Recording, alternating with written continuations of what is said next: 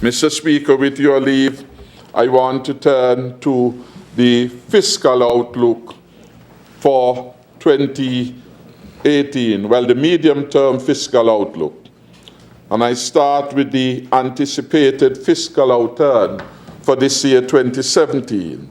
And this is based on information available to the Ministry of Finance as at the end of October 2017.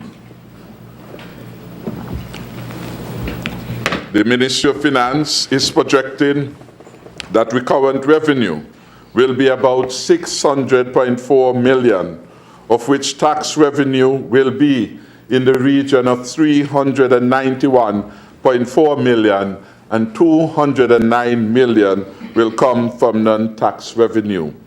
The outturn of non-tax revenue will reflect in part inflows from the CBI program, proceeds from the Caribbean Catastrophe Risk Insurance Facility following the passage of Hurricane Irma, and dividends from the St. Kitts Nevis and Gwinnett National Bank. The recurrent expenditure is expected to reach $520 million by the end of 2017. That is just over $500 million.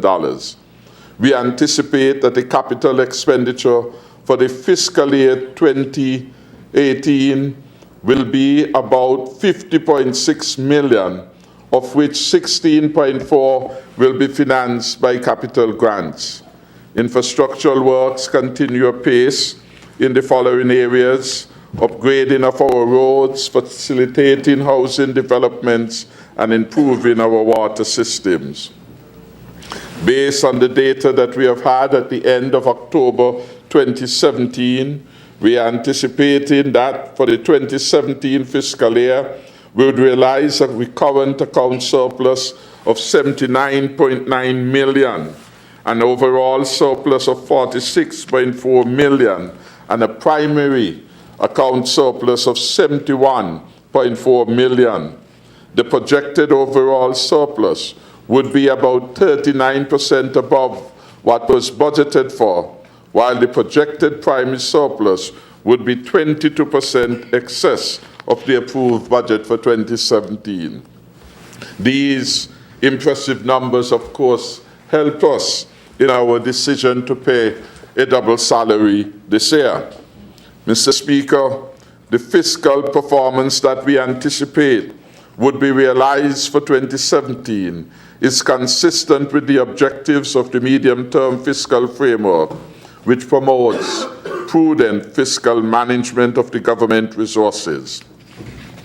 Mr. Speaker, the government remains resolute in its efforts to reduce the public sector debt to a level that is sustainable for a small economy such as ours. And we are on the right path in this regard, as evidenced by a $52.6 million reduction in the total public sector debt at the end of 2016 relative to the previous year. At the end of the 2016 fiscal year, the total public sector debt stood at $1.55 billion, or 64% of our GDP. Of this amount, just under $1 billion, $0.9 billion, was contracted by the federal government, $0.4 billion by the NIA, and $0.3 billion by public corporations on both St. Kitts and Nevis. Domestic creditors remain the primary holders of the public sector debt, with $1 billion of the total debt, while external creditors held $0.5 billion of the debt. The contraction in the debt stock was mainly the result of scheduled repayments to the IMF, the CDB, and bondholders. We, of course, have to balance the competing priorities as they relate to maintaining appropriate debt levels while attending to the needs of the people as we pursue the sustainable development of the country. And so while we are mindful not to increase the debt substantially, the NHC, you would know, and the Nevis Housing and Land Development Corporation borrowed significant sum from the Social Security Board to be invested in the affordable housing stock for people of St. Kitts and Nevis. And under the CDB program, we are able to expand our TVET program. And of course, through the CDB financing also, we are able to improve street lighting on both islands. These two critical projects, TVET program and the improvement in street lightings will impact both St. Kitts and Nevis. And so they will redound to the benefit of the people of the Federation. We cannot emphasize enough the importance of providing a solid education for our young people, not only in academics, but in technical and vocational skills as well, Mr. Speaker. It is expected at the end of 2017, the debt to GDP ratio would be stabilized at about 64.6%. So we have had little movement from 2016, where it stood at 64.5, to 2017, 64.6, notwithstanding the engagement by these state corporations into new acts of indebtedness to advance the development of the country. We have spoken at length about the second cruise spare, which will be financed through the consortium of players that I had mentioned before, and we want to thank all those who are participating. Looking to the future, the debt ratio is expected to decline over the medium term to 62.4% in 2018, 59% in 2019, and 53.6% in 2020, long before the constitutionally general elections are due. 2019, we would therefore be 1 percentage point below the target of 60%. But this target was set to be realized in 2030 by the central bank. In other words, we are outdoing ourselves at the pace at which we are going. So we are managing the country very well. Mr. Speaker, over the medium term, the economy is forecast to expand an average of 3.5%. This positive projection will be driven by continued developments in construction and tourism sectors, as well as the transportation, storage, communication, and financial services sector.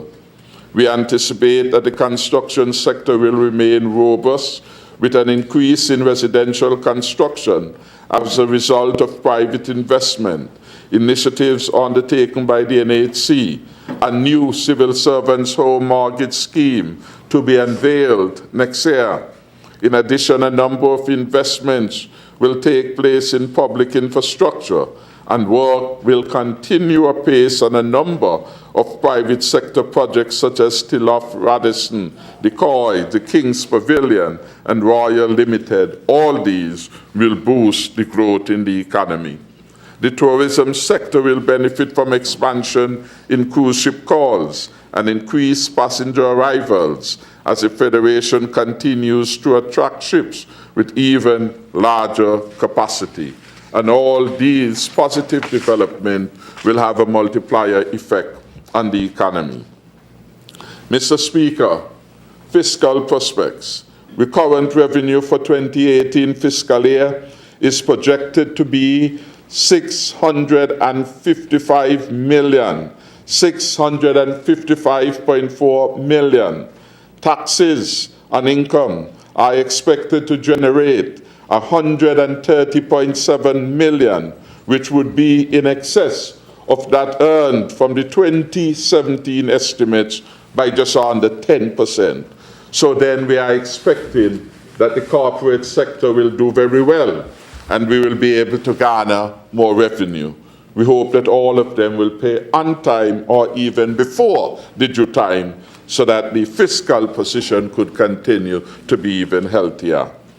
Taxes on property should generate $13.4 million. We also anticipate that taxes on domestic goods and consumption will bring in $98.7 million, while taxes on international trade and transactions, the largest subcategory of tax revenue, would generate $189.5 million. Non-tax revenue, which is driven largely by the CBI fees, is projected at $223.2 million for 2018. Additionally, a total of $45.8 million is estimated for capital grants and $5.8 million for budgetary grants. All of these categories are expected to yield total revenue and grants of $707 million. Total revenue and grants, $707 million. On the expenditure side, an amount of $516.8 million is proposed for recurrent expenditure for 2018. This represents a moderate increase of just about 1.5 over the 2017 estimates. This would result in a recurrent account surplus of $138.7 million for 2018. A total of $147.5 million is also being proposed for capital expenditure and net lending. An overall surplus of $42.7 million and a primary surplus of $66.9 million is therefore anticipated for 2018. The 2018 draft estimates provides comprehensive details of all the programs and activities that would be carried out by each ministry and the details on what we expect to achieve in 2018 given the respective budgetary allocations. I would just then want to highlight a few of the programs. Mr. Speaker, the government places great emphasis on good governance and transparency. An important element of achieving this, of course, is a well-functioning National Audit Office. And we have given, in the estimates for 2018, strong support to the audit function, including the establishment of and provision for the Public Accounts Committee. Our people deserve the assurance that monies spent are in accordance with law and provide value for money. In our efforts to promote greater accountability in the public sector, we are seeking to strengthen the National Audit Office by increasing the allocation of resources. This will in turn help to raise the profile of the office so that it can successfully fulfill the important mandates established not just by the Constitution, but by the Audit Act. In this regard, in the estimates, we have provided for $1.3 million to the National Audit Office. This represents a significant 19.3% increase over 2017 allocation. A major portion of the additional resources would be used to support capacity building as well as upgrades to staff to complement and improve the quality of services delivered by the office. We have provided provision to allow them to get involved in collaboration and other activities with CAROSAI and INTOSAI. These are regional and international supreme audit institutions. Mr. Speaker, the Ministry of Justice, Legal Affairs, etc., would be allocated $11.8 million in the 2018 estimates to support the implementation of the recurrent activities. This represents an increase of about 3.4%. The establishment of the second court by this administration is already having a notable impact in terms of improving the efficiency with which the court can schedule cases and reduce the backlog of cases. It is said that justice delayed is justice denied. We are therefore pleased that our policies and programs are yielding results on behalf of our people who deserve a proper functioning justice system. The resources for 2018 then would enable the ministry to continue the reform processes and make additional enhancement to the legal system while at the same time improving efficiency and effectiveness. The Ministry of Justice, Legal Affairs and Communications will be getting a further $4 million for the implementation of its capital projects. This would include the Aegis PET project, the St. Kitts and Nevis Enterprise Cyber Security Project, the Judicial Residence Acquisition Project, and the Judicial Services Expansion Project. Additionally, in 2018, the ministry plans to commence construction of a building to accommodate the land registry and a mediation center. Mr. Speaker, the Office of the Prime Minister will be allocated $33.8 million for recurrent expenditure and $2.5 million for capital expenditure. The ministry will continue its efforts to modernize the public service and to make it more efficient. The Human Resource Management Department in 2017 so far has provided professional development sessions which involve 400 persons. And the sessions involve support in proposal writing, conflict management, effective communication, professionalism, and work ethics. During the upcoming year, the department will continue to focus on the professional development of our public servants with a view to increase their capacity, productivity, and performance. Additionally, the People's Empowerment Unit will be collaborating with a number of public and private sector stakeholders, including the Ministry of Community Development, Social Services and Gender Affairs, and the Chamber, to implement programs and projects which would positively impact upon the lives of our people. We want to commend the work of SKIPPR, which serves as a subject under the Office of the Prime Minister for its role in attracting foreign direct investment. I'm advised that it has facilitated investment projects in the region of US $550 million. And these projects, when implemented, would bring another 1,800 jobs over the next 2 years. This, of course, is evidence of investor confidence in the Federation and in the government's ability to create jobs, which would enable more of our people to earn a living and enjoy a better quality of life.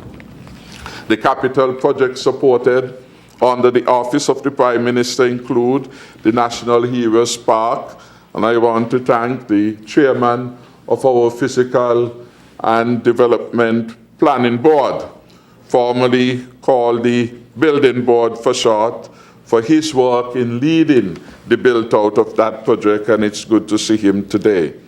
We will have renovations at the government headquarters and the acquisition of a document management system. Mr. Speaker, there is no let-up on the government's support for crime fighting, and therefore we will continue to prioritize the allocation of resources to aggressively address issues of public safety and security, and in particular to bring a significant reduction in violent crimes. The recurrent budget allocation for the Ministry of National Security stands at $56.9 million, which reflects an increase of 8% over the allocation in 2017. A substantial portion of the resources would be used to support the hiring of additional manpower for the police and defense force. Additionally, a total of $18.7 million is proposed for capital projects, resulting in $75.5 million, or 5.3% increase over the record allocation in 2017. We have been taking a multi-pronged approach towards crime fighting, including increased police patrols and presence in communities. In addition, our expertise has been improved significantly with the coming on board of the National Security Advisor and with the reactivation of our National Defense Council. The initiatives implemented in 2017, well, some of them are already yielding positive results, and during 2018, we expect to see a further improvement in performance. Our social intervention programs will continue. We will utilize the anti-gang crime production training and employment program to engage our police in renewed and redirected community policing activity. We will see increased visibility in our police patrol. And I've spoken earlier about the expected expansion of our CCTV program. The capital projects we are undertaking by the Ministry of National Security would include an additional border management system to be installed at New Guinea, because we want to, as it were, ensure that persons do not take advantage of the open nature of some of our points of entry, particularly in the western part. And so at New Guinea, we are going to put a border management system there. We will have the refurbishment of the fire service building, the construction and refurbishment of police station, and of course the Camp Springfield Barracks. We will expend money with respect to the K9 unit. The funds are also being provided to secure the containerized forensic unit, which I made reference to earlier. A safe and secure environment is a sine qua non for our people to fulfill their dreams, realize their expectations, and contribute to the peace and security of our Federation. The Ministry of International Trade et al. Will be provided with $3.8 million to carry out recurrent programs. This represents an increase of 4.4% over 2017. The Ministry of Finance will be provided with $166.2 million for recurrent expenditure. This is a decrease of 4%, and the reduction is primarily the result of a lower allocation for grants and contributions, as the funds that were provided in the 2017 estimates for the government's one-time contribution to the Eastern Caribbean Partial Guarantee Scheme, that is a new scheme being introduced by the ECCB, having paid for that in 2017, there was no need to provide. It was a one-off contribution that is being required. And of course, we are experiencing or expecting a reduction in our debt payments. All of these have resulted in less resources being required by the Ministry of Finance. We are expected, however, to pay out about $15 million for electricity services and $14.7 million with respect to the government health scheme and property insurance policy. Talking about the electricity, I hope when the Minister of Sports come to speak and the Minister of Public Infrastructure, they will assist with the public education so that persons recognize that lighting up the cities and the rural parts come at the cost to the taxpayers. The wastage of the facilities when lights are left on at our hard courts and our other recreational center has consequences for budgeting. And so we need a much more disciplined and attuned society so that we could have greater efficiencies. I want to turn to the social services and community development, and we have provided $18.2 million in recurrent expenditure. This is a dramatic increase of 123.7% over the 2017 budget, and we will deal with this matter a bit later. In agriculture, they will be provided with resources in the amount of $9.2 million to carry out recurrent programs in 2018. This represents a 5.8% increase over 2017. The capital expenditure has been pegged at 2.4, and the main capital projects would include rehabilitation work at the Old Road Fisheries Complex, damaged by the hurricanes, the renovation and upgrade of the agro-processing unit, and of course, a construction of a veterinary laboratory. Mr. Speaker, tourism continues to make significant contribution to employment and the development of the country. We therefore propose a budget of $24.4 million to support recurrent programs and activities. This represents an increase of 4.4% over 2017. And there are several projects to be implemented, including the development of Black Rocks with the construction of 5 additional Chattel House-style vendors' booths. There is important work to be done on the replenishment of our beaches at Frigate Bay and Fries Bay, and of course the refurbishment of the Pelican Mall. All of these have been provided for. In relation to public infrastructure, et al., the 2018 recurrent budget provides for $21.1 million and a capital budget of $51.8 million. The major capital projects have been enumerated before. Some of them bear repeating: the Old Road Bay, the upgrade of the Island Main Road, and the construction of the East Bus Terminal. All these, of course, will bring a better quality experience to commuters and road users and enhance the visitor experience. And of course, make St. Kitts bring modernity of our country, not just to the peninsula, but to the rural community. The education, of course, is a top priority for the government, and we have provided $71.7 million for recurrent expenditure and $20.1 million for capital expenditure. When the Honorable Minister comes, he will tell you all that we are doing in relation to the city project for TVET, the development of AVEX skills training in the country, and of course he will tell you that we are advancing in the construction of the Bastia High School. The Ministry of Health has been allocated $49.9 million for 2018 to support its program, up about 4% over last year. The ministry would also be provided with $7.2 million for capital expenditure, which include the construction of the Tabernacle Health Center and the commencement of the JNF General Hospital Phase 3 project. In 2018, the oral health program would be expanded to include the dental clinic at Mary Charles, and the mental health day treatment center would become fully operational.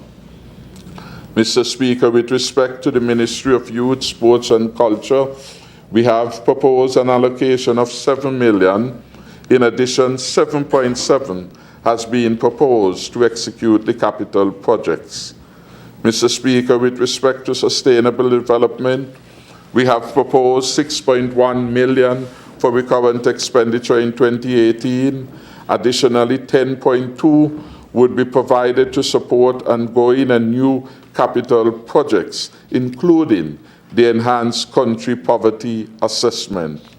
The Ministry of Foreign Affairs and Aviation would be provided with resources to the tune of $18.7 million to execute its recurrent activities for 2018.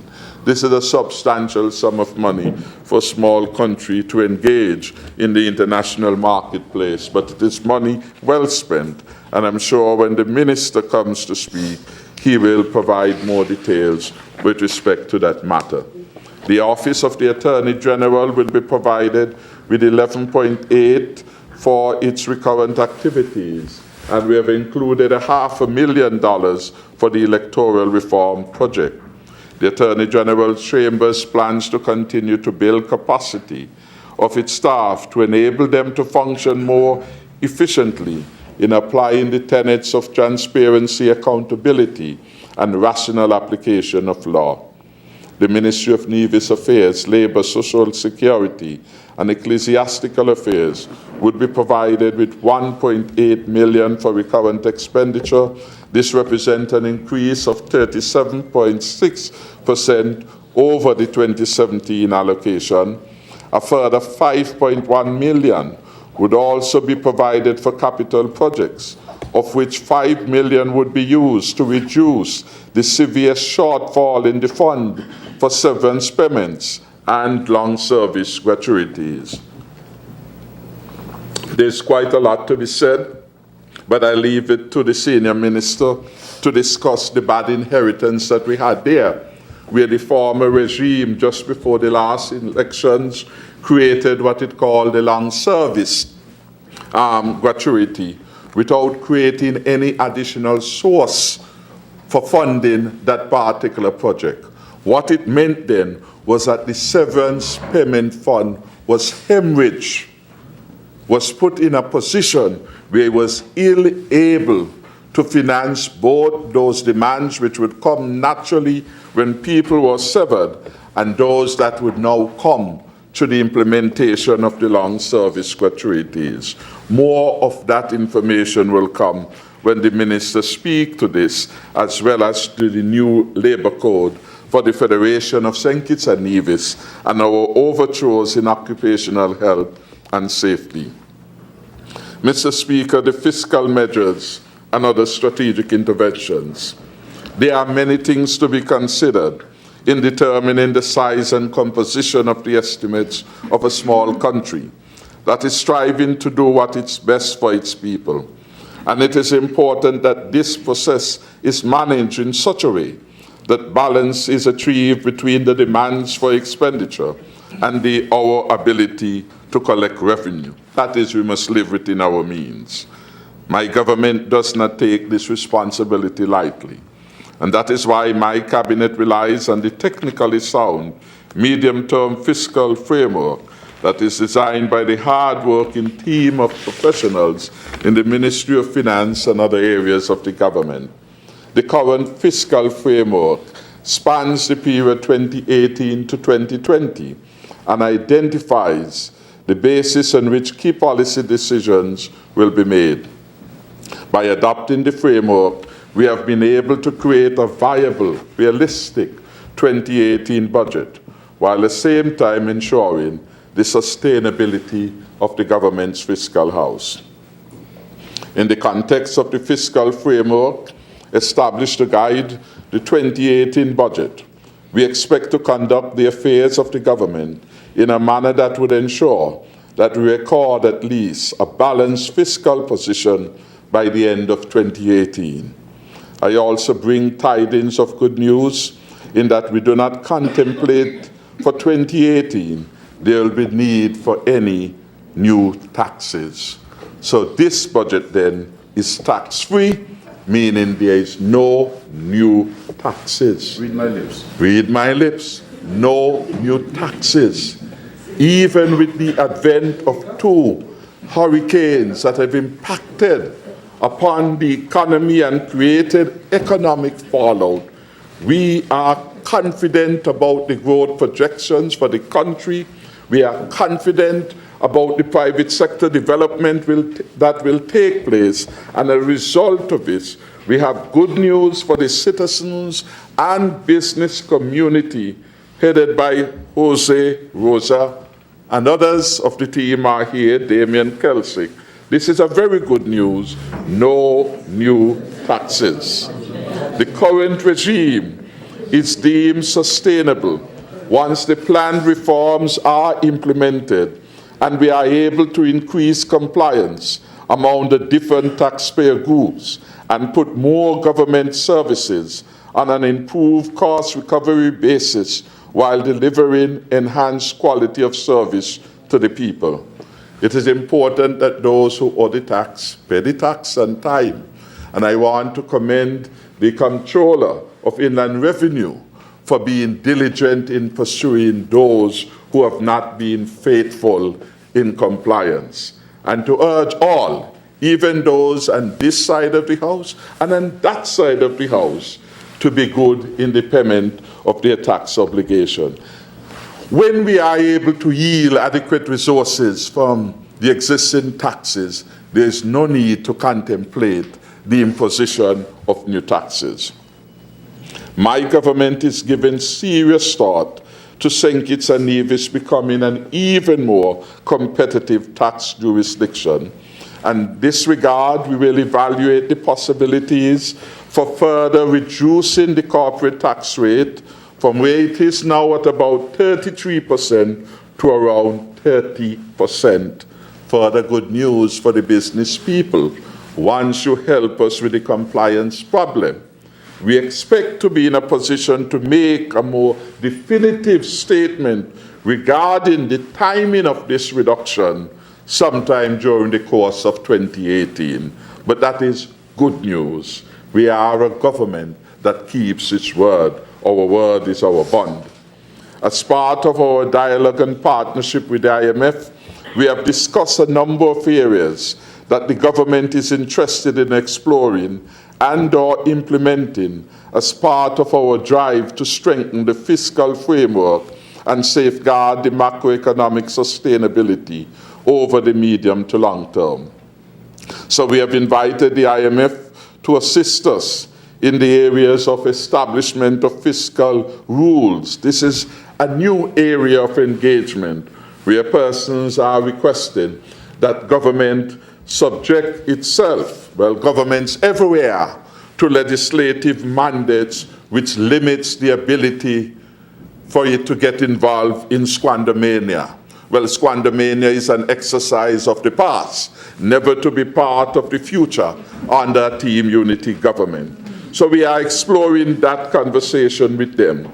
We are also exploring with them the establishment of a framework for determining public wages or public sector wages. We are looking with them at a comprehensive review of the tax incentive regimes and the establishment of the Growth and Resilience Fund, which my government is still very committed to pursuing. We have decided to work with the IMF in these 4 areas because they involve very deep and complex matters that will require careful study and in-depth analysis in order to develop robust yet realistic policies. At this time, we are hoping to be much further along. We were hoping to be much further along with these initiatives, but some delays came up in procuring the technical personnel to perform the assignments. The IMF has committed that that technical support would be available, and we hope to pursue this early in the new year. Mr. Speaker, all members of this Honorable House are aware that in a small island developing state like St. Kitts and Nevis, the public sector wage bill absorbs a large share of budgetary resources and can place significant pressure on the fiscal situation through demands for increased spending and wages.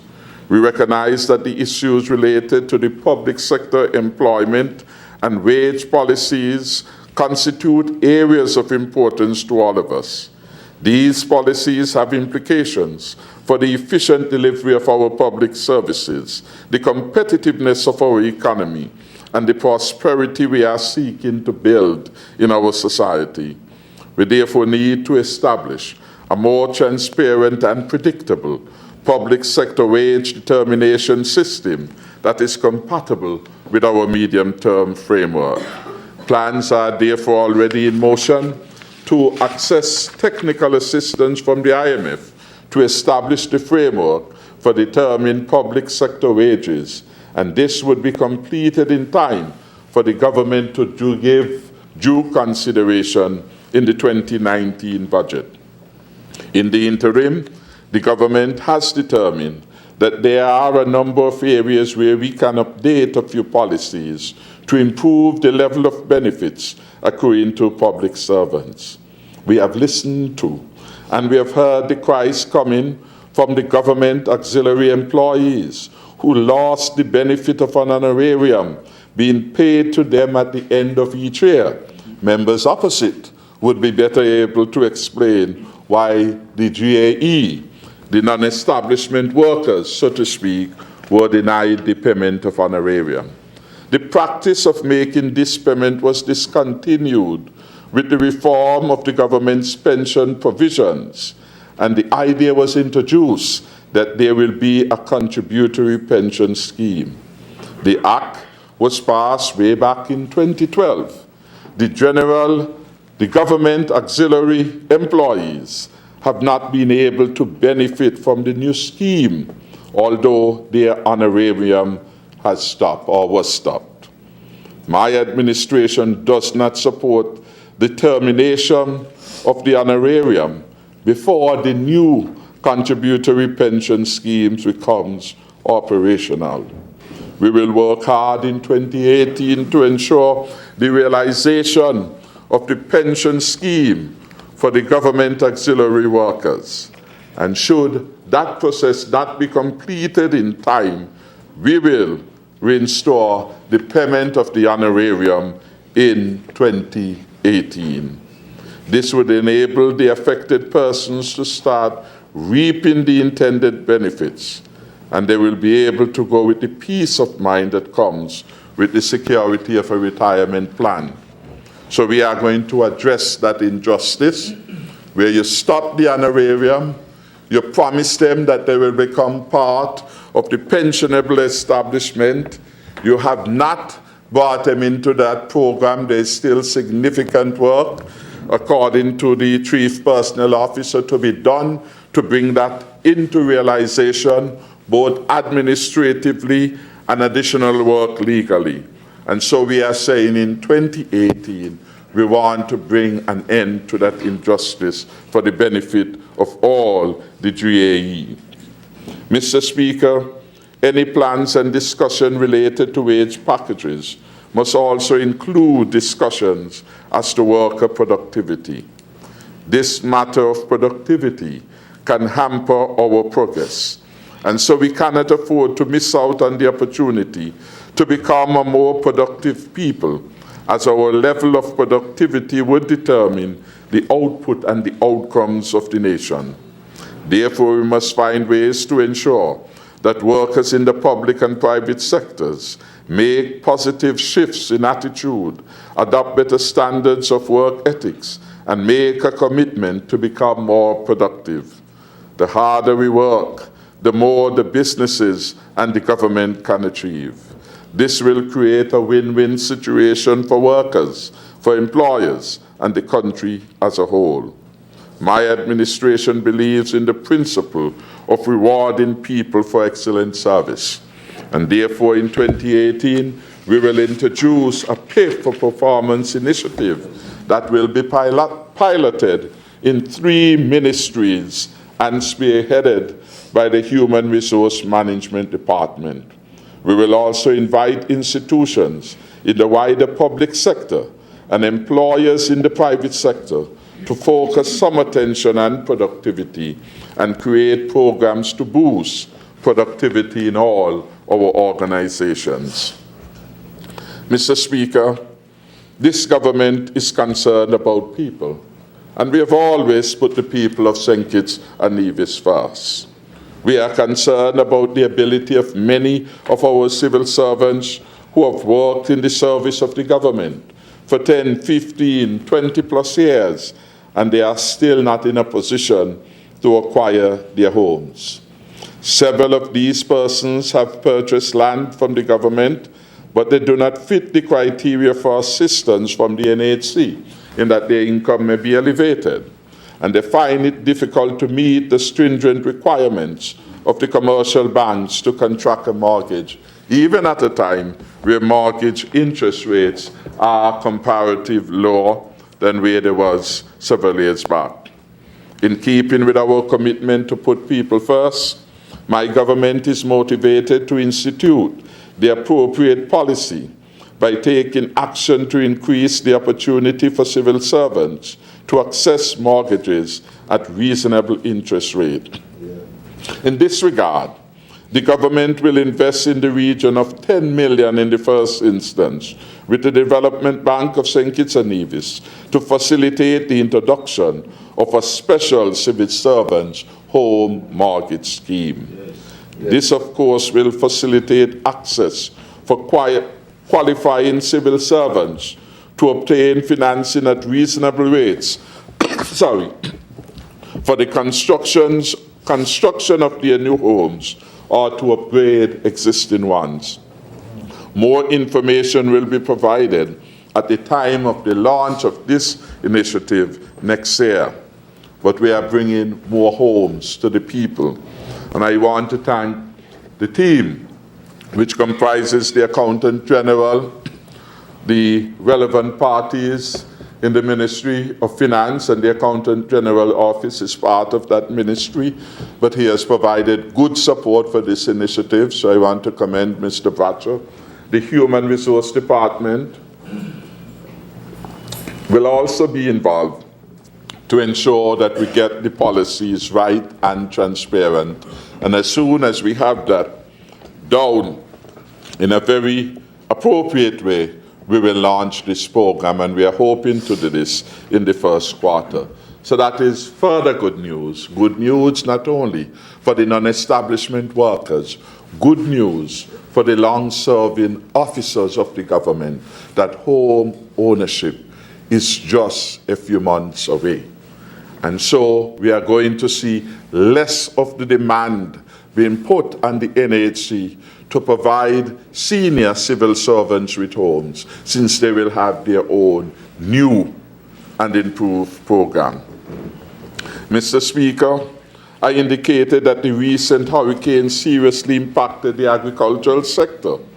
The farmers, some of them were reeling from the devastation of their crops, their livestock and infrastructure, and it therefore had surprised me very much to hear some lonely voices indicate that there was no devastation in St. Kitts and Nevis, and that St. Kitts and Nevis ought not to be looking for ways to deal with its recovery efforts.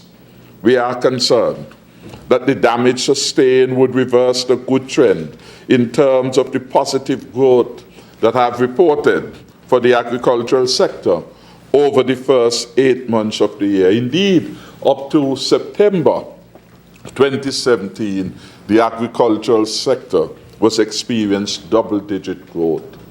Significant improvement in fish landings as a result of the mega FADs. That's what they're called, fishing aggregate devices. Remember that from my days as a Minister of Agriculture. And how that had led to significant increase in the production. And so we want to have more of that.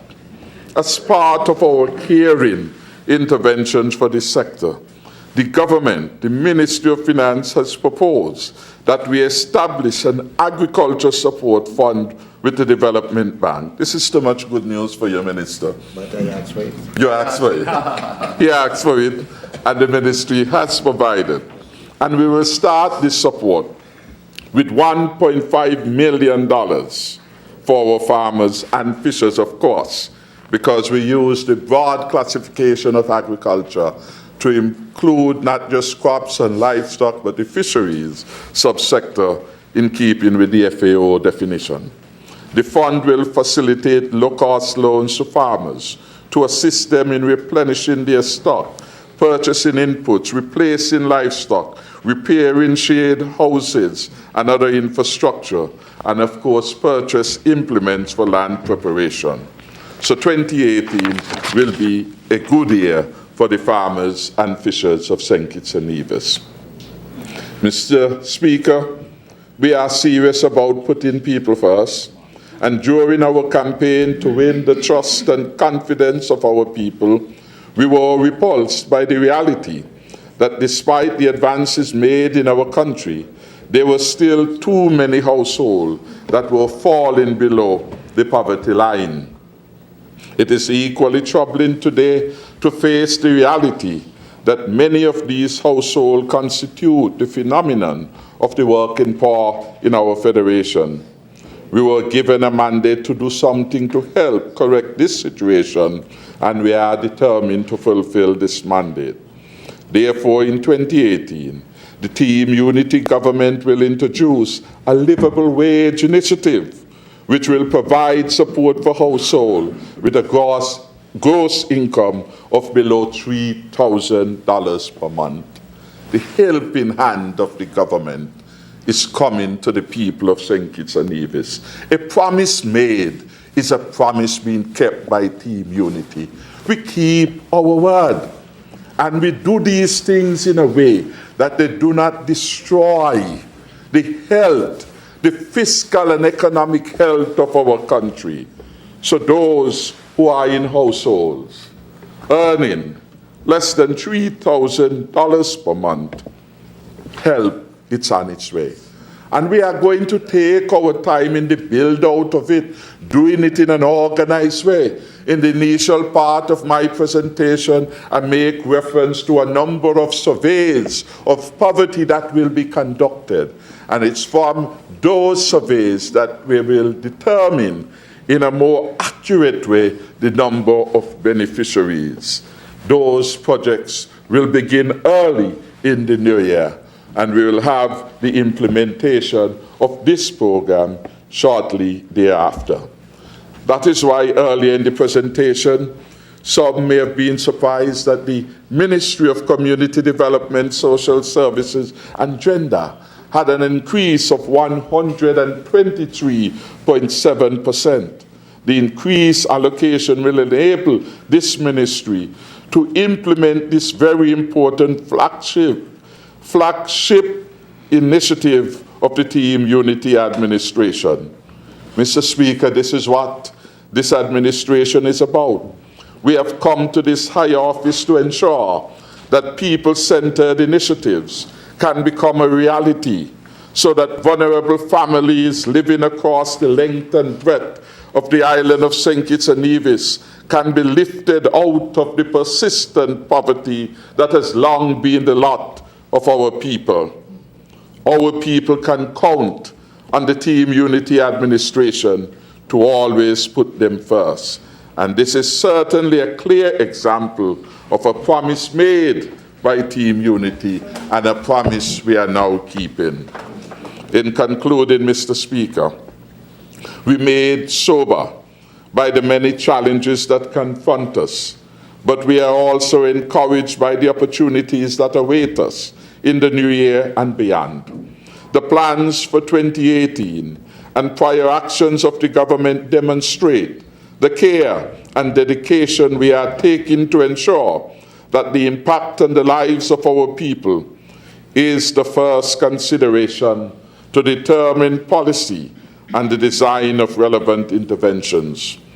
What we are certain of is the fact that we would continue to face the challenges in the new year, but we must press forward with pursuing the opportunities that are already known and to create other opportunities using our own creativity, industry, and innovation.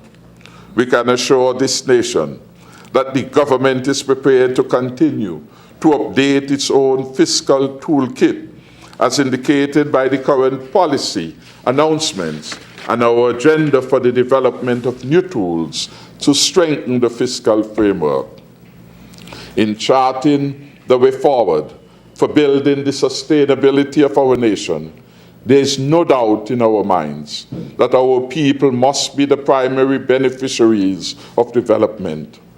Building partnerships with a wider cross-section of our population and with the wider international community will become even more important for building resilience and attaining sustainable development. We are not satisfied with the status quo. Therefore, efforts will be made to consult more with people, regardless of their viewpoints, their age group, their gender, their religious or political persuasion. This approach will enable us to tap into the creativity of our people and assist with designing policies for the future sustainability of our country. Similarly, efforts will be made to extend our international reach by forging partnerships beyond our borders. In this regard, the government led by the Ministry of Foreign Affairs has embarked on a strategic plan to expand the diplomatic footprint of our country beyond our traditional friendly states. My government is also keen to more fully embrace the St. Kitts and Nevis diaspora, including our economic citizens. We are convinced that our diaspora can serve as a rich resource of talent, financial and other resources necessary to help this country grow and develop into a model, sustainable twin island state. Therefore, plans are in motion to expand our outreach with the convening of a diaspora conference in 2018. And we are looking for the excellent leadership of the Minister of Foreign Affairs in this endeavor. We are hoping to see you soon after the drama of the 18th of December. So, a very good Christmas over there. Furthermore, the existing forms of partnership between the public sector and the private sector need to transcend the traditional norms of simply talking to each other at intervals and move towards more strategic engagement.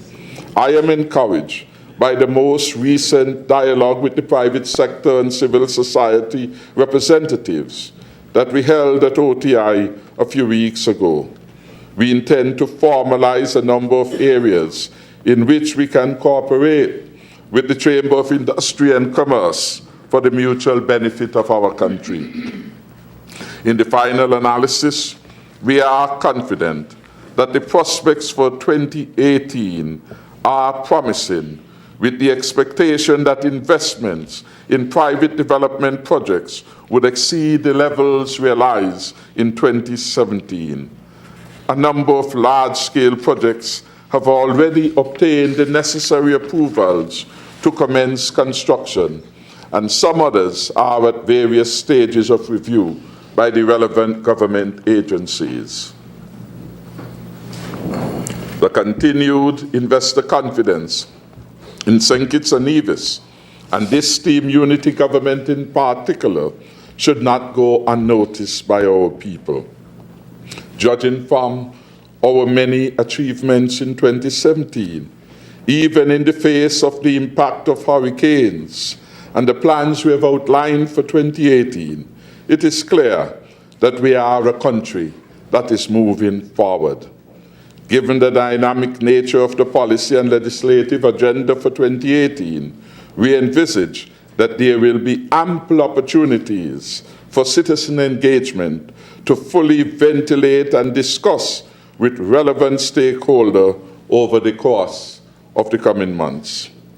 It has been an honor for me to continue to serve our people from the side of the House, and for our many accomplishments to date, which include ending the shift system at our high schools in Basseterre, introducing the hemodialysis, enhancing the response to cancer via the establishment of the oncology unit, improving the capacity to care for the mentally ill and the elderly, the wide array of housing solutions, our support to our farmers and fishers, support to the farmer SSMC workers, and the renovation of our recreational grounds. We are confident that we are doing what the people expected us to do to improve their quality of life. I want then to thank all of my cabinet colleagues for their support, not only with this exercise of the budget for 2018, but their support since February 2015 and even before that. Certainly as a team, we will continue to deliver for the good people of St. Kitts and Nevis. May it please you, Mr. Speaker, and I want to finally say thank you to the many persons far and near who have called to wish me all the very best on my birthday today. As I celebrated in this house, I believe that there could be no greater expression of our commitment to put the people of St. Kitts and Nevis first. And in that regard, I note that also the Deputy Prime Minister tomorrow will be celebrating his birthday. Friday will be celebrating his birthday. And in the celebration, we will be doing this in honor of the people from these honorable chambers that represent the fulcrum of what parliamentary democracy is about. Again, it has been an honor and a pleasure. And I say thank you, and thank you to all who have come out this morning to be part of this major event. Thank you again very, very much. May God bless us all. To God be the glory. Stay up to date with news, programs, and activities of the government with SKNIS. Like us on Facebook. Listen to us on SoundCloud.